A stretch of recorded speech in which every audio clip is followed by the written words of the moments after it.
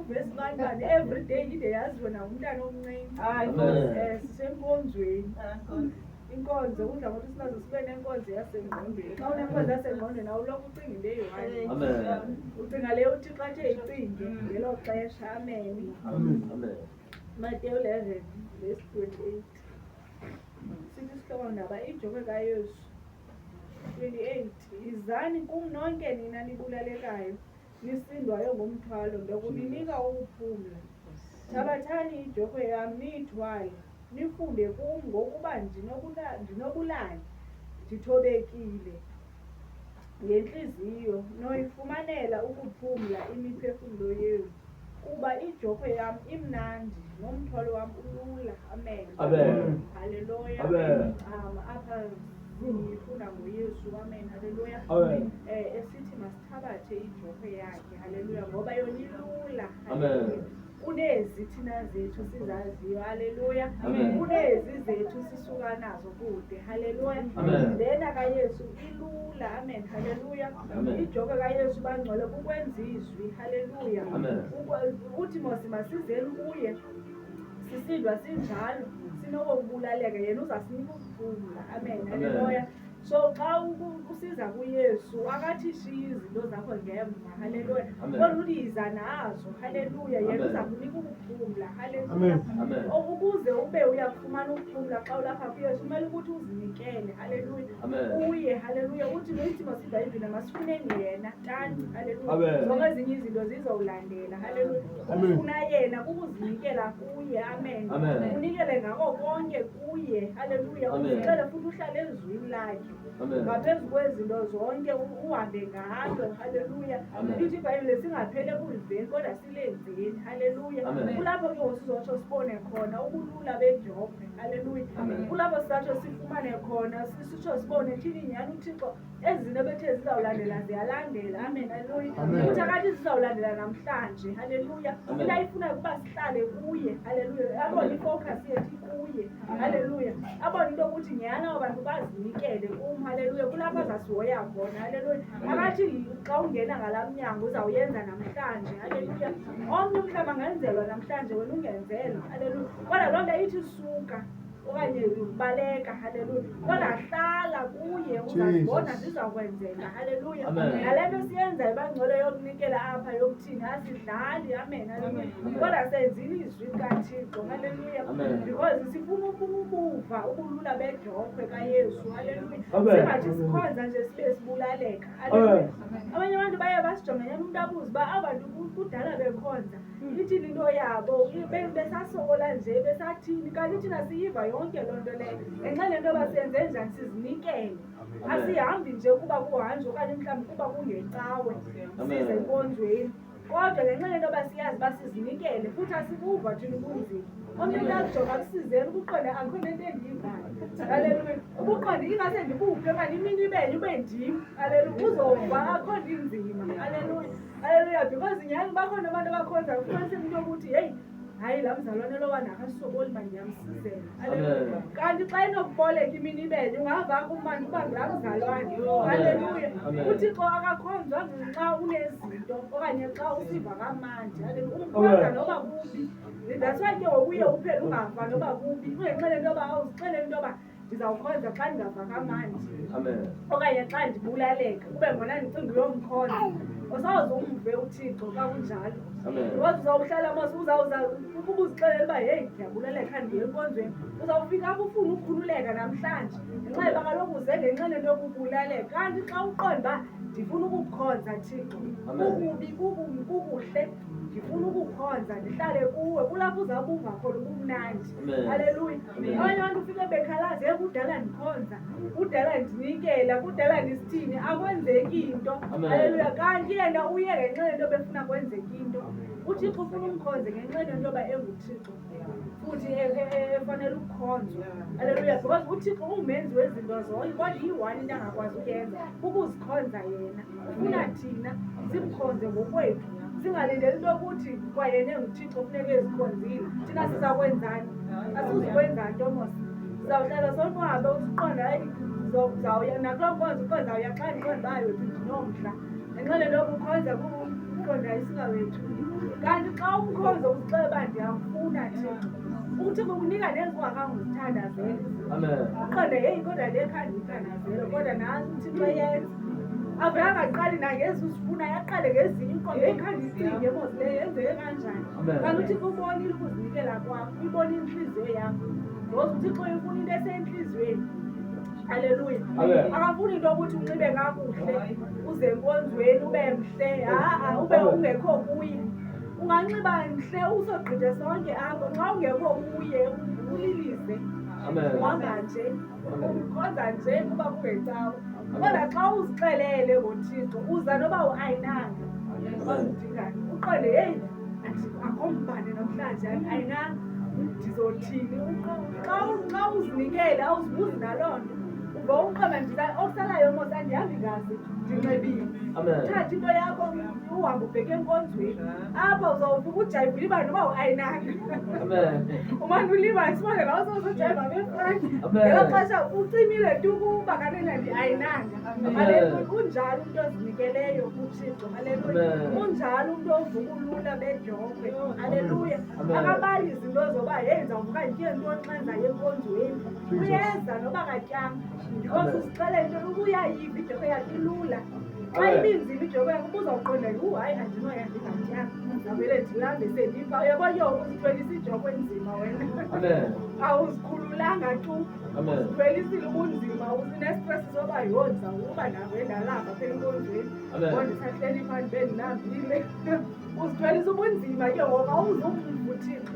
Kanti ubuzumva uThixo uza ngoku ulambileyo uqoba awunaxesha ngaloo nto uze enkonzweni uzofuna uThixo kuthi uzawuvele uzive na uthi ndisendahlutha ngoqoba uthi ndisendahlutha kodwa khanditye ulibale wawutyanga. Uthi ngoku umntu ongatyanga xa ufika endlini ufika ulibale phaa wenze enye into. Kanti xa uthwele ubunzima ngokuthi ufika endlini nje sowugilimbisa. Kaloku wena uzithwelise ijokwe enzima. Ufika sowugilimbisa ungafuni nothethiswa ngoba kaloku ulambile. Amen. Kanti xa unejokwe elula kaYesu ufika ulibale noba utyanga uqonda hayi mani uyozicinga sekunenja hayi mani khanditye. Ngelo xesha khange ulambe nolamba ngenxeni yento yoba uzikhululile noThixo wamnikeza itshansi yokuthi akukhulule. Xa ungumntu ozibambayo uThixo unika itshansi nayo ungaqonde hayi ke wakanika itshansi lo mntu yoba mandimkhulule. Nam xa ukhulula nje nawe ukhululeke emoyeni ukhululeke nasengqondweni because akho nto ikubamba umntu ngathi ingqondo. Because zonke ezi zinto ziqala apha engqondweni before ibheke entliziyweni. That's why nawe ingqondo ilapha phezulu ingenxeni into yoba yonke into iqala apha before ibheke entliziyweni uqala uyicinge hayi mani ingathi andinamali nje yonikela ndizaya njani enkonzweni. Ngelo xesha iya entliziyweni ufike ukhathazeke ke ngoku. Ukhathazeke xa ufika entliziyweni uqombe hayi kodwa iicawe ziyalandelelana ngokunoba zine okanye zihlanu okoko ndinganikeli ndizothini. Kanti xa ukhululiwe unejokwe kaYesu uthi xa ufika apha noba unamali uqomba okusalayo ndinikelile ngoba ukhona abantu. Ndikhona apha ndinikelile ukhona abantu. Kwaye uve uqondo okay anamali but awunyanzelekanga nakuleyo. Okay anamali uqomba hayi mani kade ndisule noba zizitulo uve usule izitulo nalapha awunyanzelekanga. Uthi masuthixo masinikele iintliziyo zethu zichwayithile. Akathi masinikele ukuqonda heyi andizawuthina nalo naleyo usula izitulo unikela xa uqonda intliziyo yakho itsho hayi mama ndizosula uqonda hayi ndiyonqanda ukosula izitulo kodwa ingathi zimdaka hayi ziyeke zuzihlupha akho mntu uza kubambe yokubambisa okanye athini awubanjwanga. Kodwa khululeka nje ngentliziyo yakho qonda hayi mandirhalela utshayela namhlanje utshayele enkonzweni akho senantsingeni apha akho sembuthweni. Embuthweni masunyanzelekile ukhuphe imali ukuze nawe unikwe imali apha akho sembuthweni. Akunyanzelekanga uqonde yho andinamali andiyethandisa ubetha ndizawuyela ntoni ndizothini tshayela nje ufika utshayela uqonda hayi ake ndithi nje utshayele uThixo yena uyabhala. Thina ungasijongi nosijonga thina hayi akho nto sizakunika yona noba singathetha akho nto sizakwenzela yona. Kunento abantu ebabambisanyani laa nto yokuthi abantu bazawuthini. Yazi laa nto iyamvalela umntu uzivalele wena ngokwakho ngenxa yento yokuthi abantu bazawuthini. Xa ndikawungatsho uba abantu bazawuthini ukhululeke bavele baqonde nawe noba bezawuthetha kodwa ufrimo sizawuthetha sithini noba singathetha izumenza nto loo nto sizayithetha baphela abantu sebeyeka ubone ngabo mhlawumbi ngoku nawe bebengakufuni ubone sebekufuna because abona hayi manje umntu ukhululekile akananto ngumntu nje kaThixo.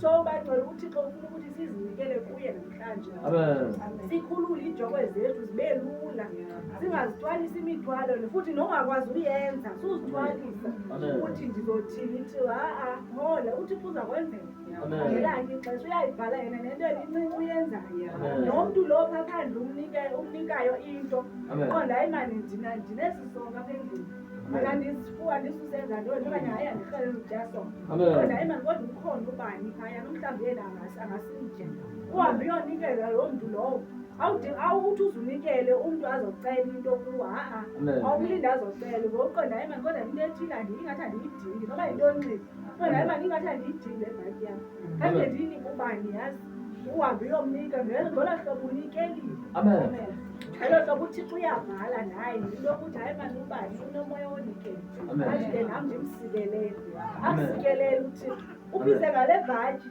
uThixo ngomso akuphe esona silambu wakhange usilindele ngenxa yokwakunikela kwakho kulaa mntu mhlawumbi laa mntu ubumnika wena ubungayazi noba kanayo omnye umntu uyakwazi umnika mhlawumbi uThixo akuchubulise uba khawunike laa mntu uyomnika kanti kakanayo nyhani uThixo akusikele ubone ngoThixo sekesikelela ke ngoku ngenxa loba unikeze umntu ongenanto kuthiwa wake watsho yimini kubafundi bakhe wathi ndithe ndinqanyiwe nandinika amanzi ndithe ndilambile nandiphukutya bona balaqazayo besimphendini nakanene singayazi nje thina loo nto leyo kanti ngelaa xesha ubusipha omnye umntu ubunikeza uThixo qha wena uyazi and nguye nalukuchumisileyo khawuhambe uyonikela wena uyazi loo nto leyo uzihlelele ucinga wafanele yoba nguwo lo ove wayicinga intoba ndihambe ndiyonikela phaa kanti uThixo uchukumisile ngenye ixesha uThixo ufuna ukubona uba nawe nyhani nalo moya wonikela manje utheya ngawo apha enkonzweni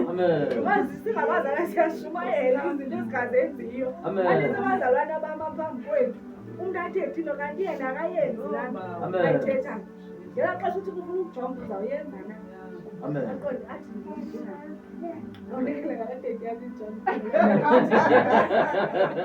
iqonde nawe teki yamenza umaliqonde intona le ndiyicingayo phaa icingwa nguwe wena ucingwa nguwe kanti ayicingwa nguwe hayi ayikho le nto ndiyicingayo iteki yamenza nobatsha hayi mntakababa kanti xa kuvele wahamba wonikela uThixo wahamba yakunikeza ibe nintsi iteki ayakunika ibhutsi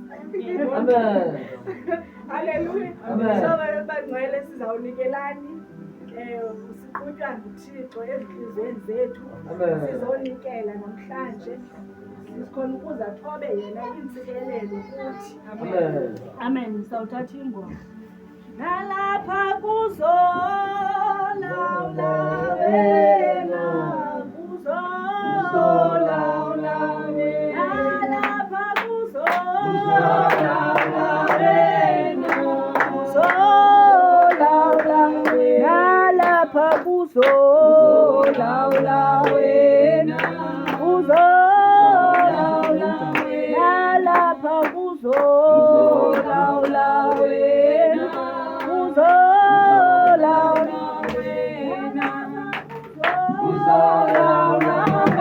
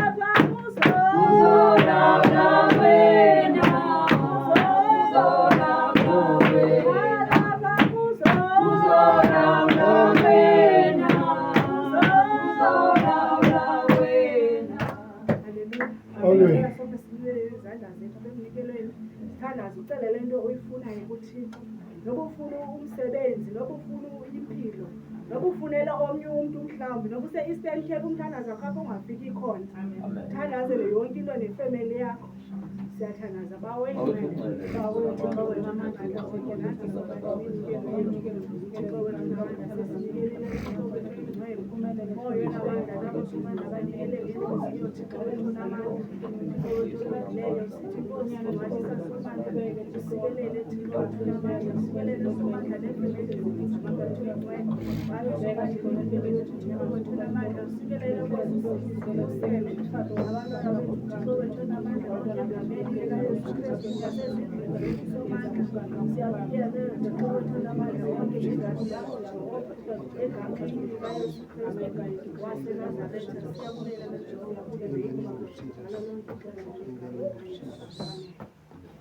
Thank you, Jesus.